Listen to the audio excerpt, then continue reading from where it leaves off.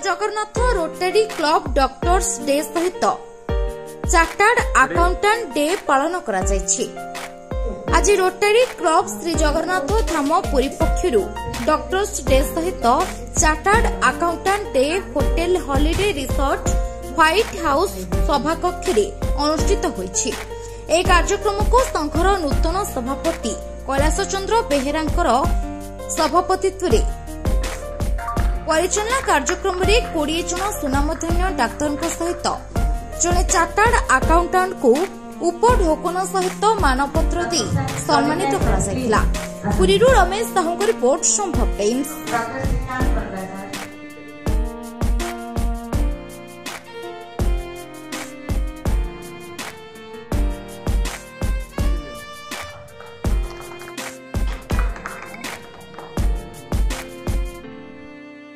मु Manoj Kumar Tripathi rotary district governor elect rotary district 326। आज कार्यक्रम पर विस्तृत विवरण दियन। आज rotary club of Shri Jagannath Dham Puri प्रथम थर पर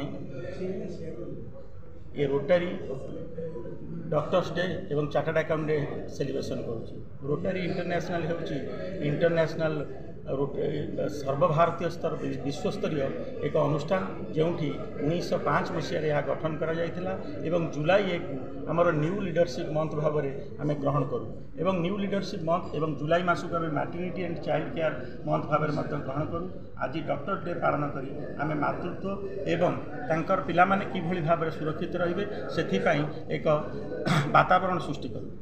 सरकारी विषय में किसी जानी से किए थे किए नथिले मु कहि किंतु मुझे जी जानी पुरी स्वास्थ्य सेवा बहुत भल एवं स्वास्थ्य सेवा मत जोगाई दि जाए कौन सरकारी कार्यक्रम से नथिले से अलग कथा मुझे धन्यवाद।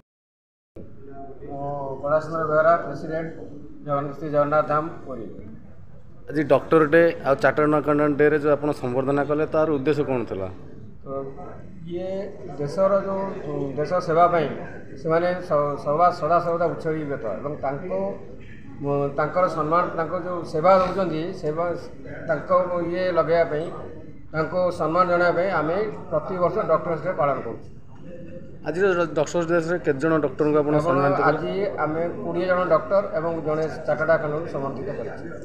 आगु कौन कर रोटरी क्लब पुरी जगन्नाथ? प्रति वर्ष आमर उद्देश्य होची देश सेवा करवा एवं समाज सेवा करवा। प्रति वर्ष आम डॉक्टर मानू नहीं विभिन्न गाँ गहली आम फ्री मेडिकल कैंप डॉक्टर जी सेवा रोगी सेवा आम रोटरी क्लब थ्रू करने मनस्थ कर।